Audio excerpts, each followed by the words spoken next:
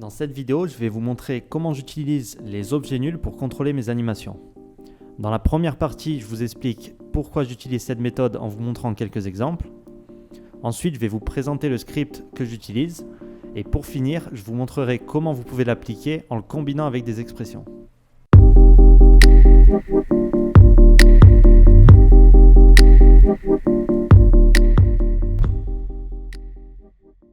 Alors avant de passer à la pratique, je voulais vous montrer l'intérêt de cette technique, pourquoi et comment je l'utilise. Donc le principe, ça va être de lier les points d'un calque de forme à des objets nuls. Pourquoi ? Parce qu'un calque de forme, donc il vient comme tous les calques avec ses coordonnées, mais par défaut, les points qui constituent son tracé, ils n'ont pas de coordonnées. Donc ils sont tous régis par le même paramètre, qui est ici le paramètre tracé. Donc ça ne me laisse pas beaucoup de possibilités pour contrôler mon animation. Alors dans le premier exemple, j'ai mon calque de forme, c'est ce trait bleu ici qui est composé de 3 points. Et ces 3 points vont suivre 3 objets nuls.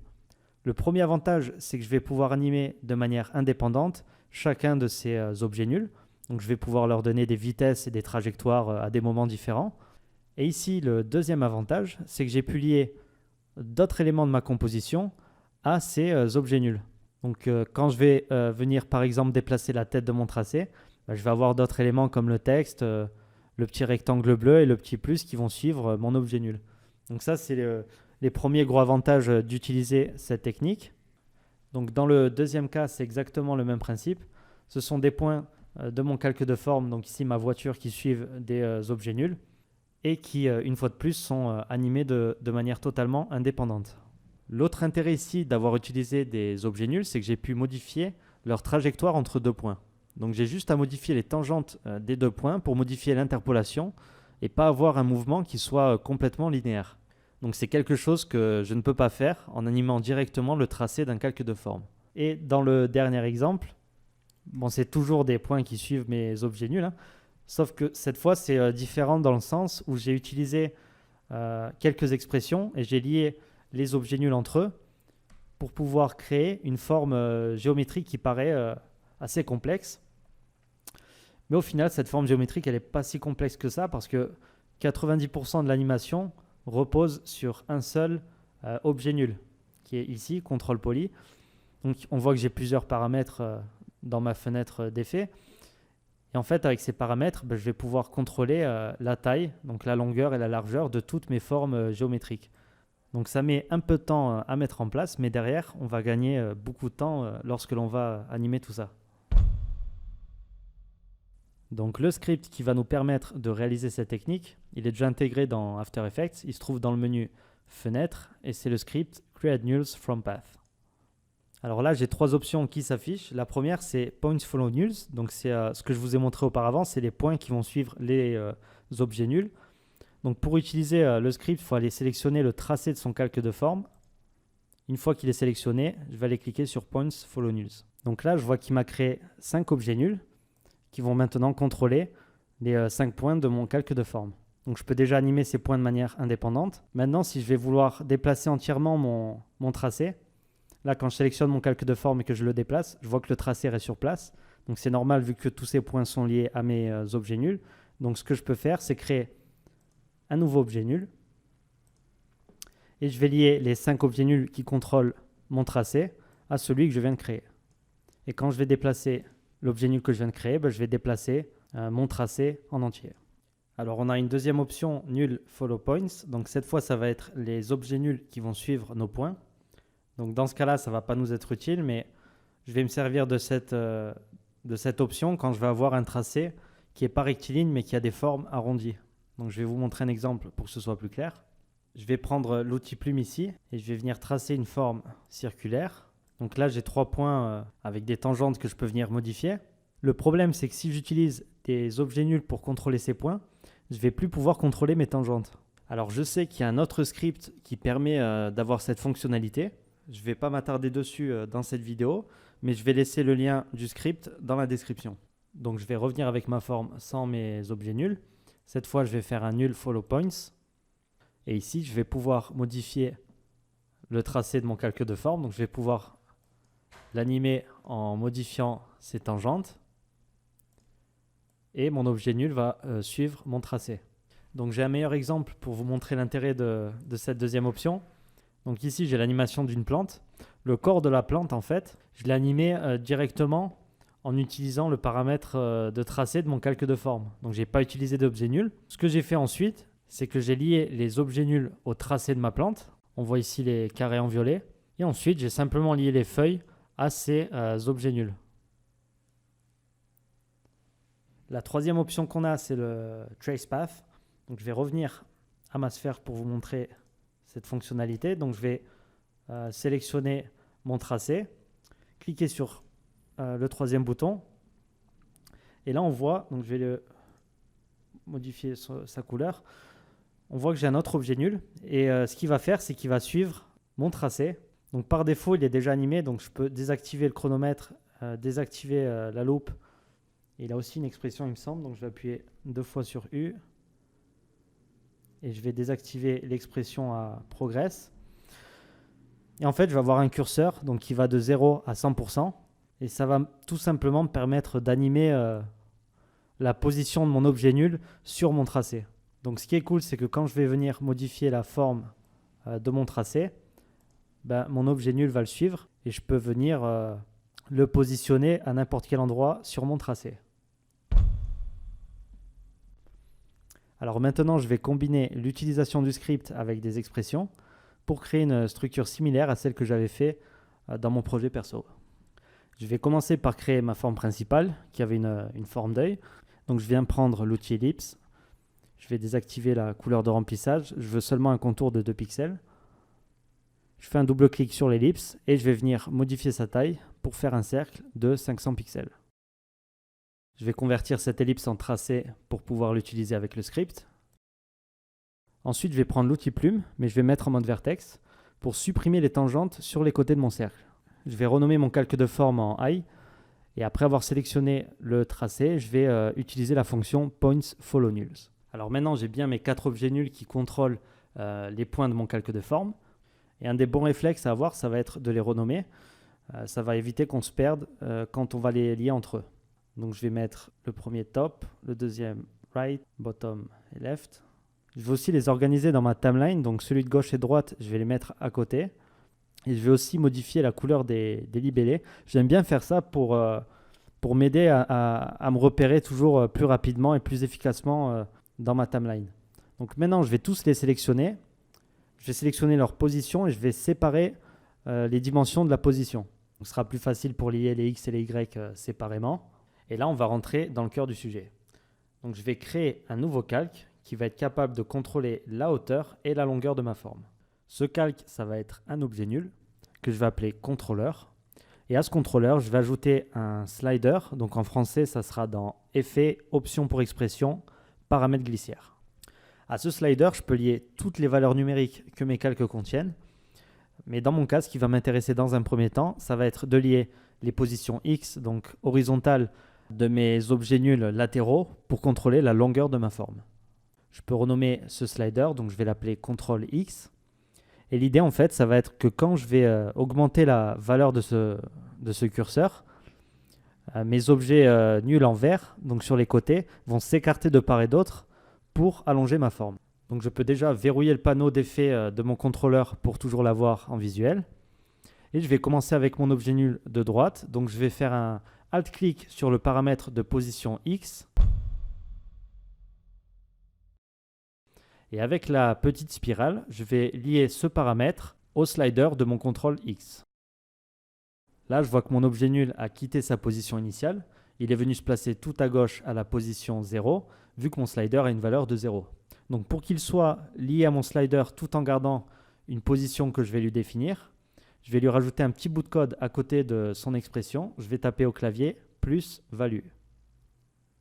Maintenant, il est revenu à sa position initiale, mais il est toujours bien lié à mon slider. On voit que quand je modifie la valeur de mon contrôle X, mon objet nul va se déplacer horizontalement. Je vais faire la même manipulation pour l'objet nul situé à gauche. Donc je vais lier la position sur les X à mon contrôle X. Je vais rajouter plus value. Sauf que maintenant, il se déplace dans la même direction que l'objet nul de droite. Et nous, ce qu'on veut, c'est qu'ils aillent dans des directions opposées. Donc pour faire ça, je vais tout simplement multiplier la valeur de l'expression qui le lie au contrôleur par -1. Donc veillez bien à multiplier cette partie de l'expression par -1 et non pas le paramètre plus-value qu'on a ajouté à côté. Sinon, vous n'allez pas avoir le résultat voulu.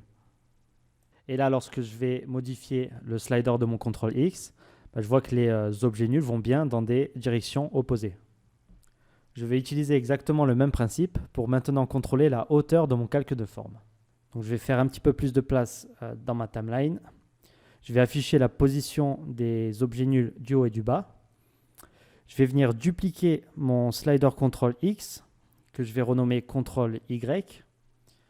Et ensuite, même principe, cette fois je vais sélectionner la position Y, la lier au contrôle Y de mon slider et ajouter un plus-value dans l'expression. Je peux copier l'expression et la coller dans l'objet nul du bas pour gagner un peu de temps. Ne pas oublier de multiplier par -1 une des expressions et on est bon. Alors là, je vois que quand j'augmente la valeur de mon slider, la hauteur de ma forme se rétrécit. Donc pour inverser ça, je vais simplement multiplier par -1 le contrôle du haut et supprimer la multiplication en bas.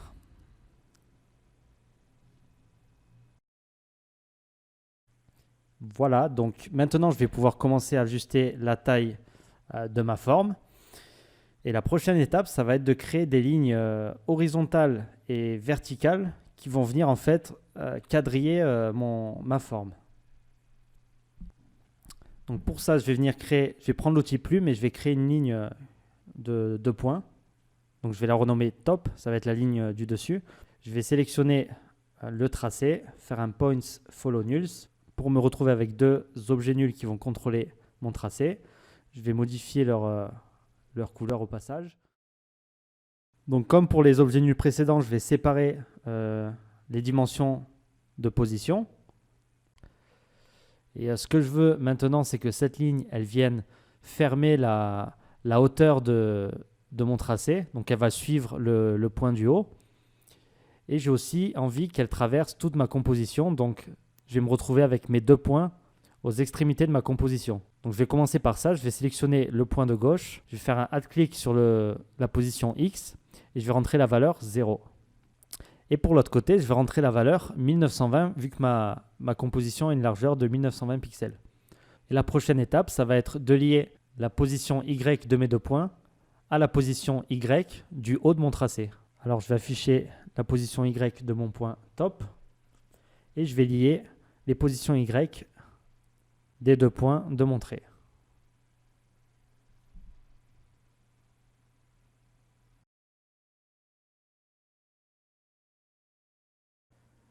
Voilà, donc j'ai maintenant mon trait qui vient fermer le haut de mon tracé.